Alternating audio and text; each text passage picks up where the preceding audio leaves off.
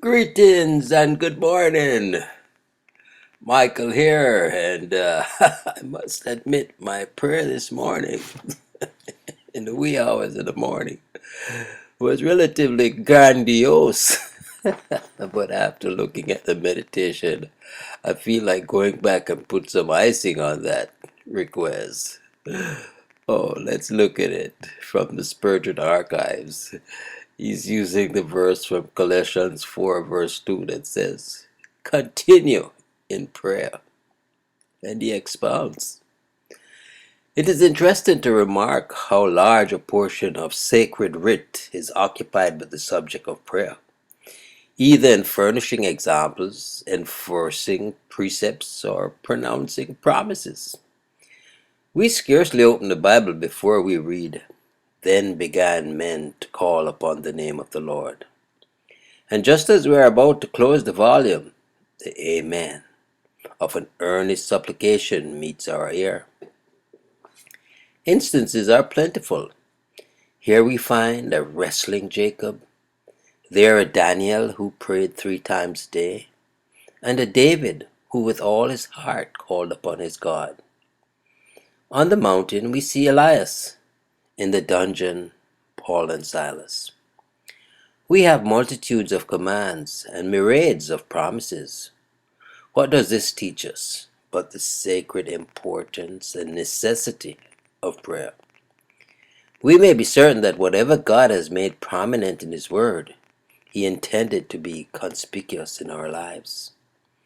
If He has said much about prayer, it is because He knows we have much need of it.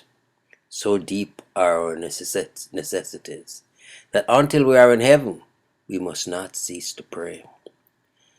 Dost thou want nothing? Then I fear thou dost not know thy poverty. Hast thou no mercy to ask of God? Then may the Lord's mercy show thee thy misery. A prayerless soul is a Christless soul.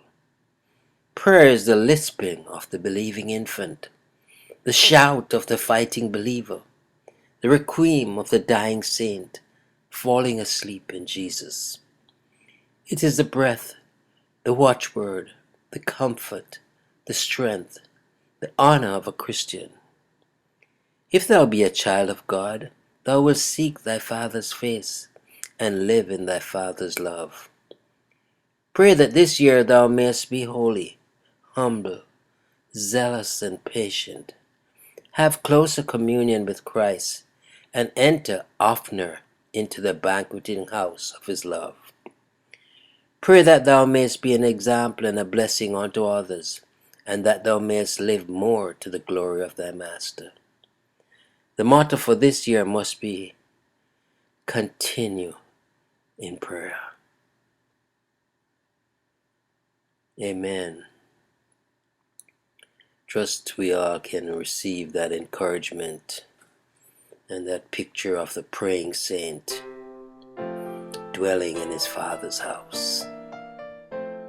Well, Michael here, wishing you all the best, declaring Jesus is Lord. Until next time, enough love. Walk good.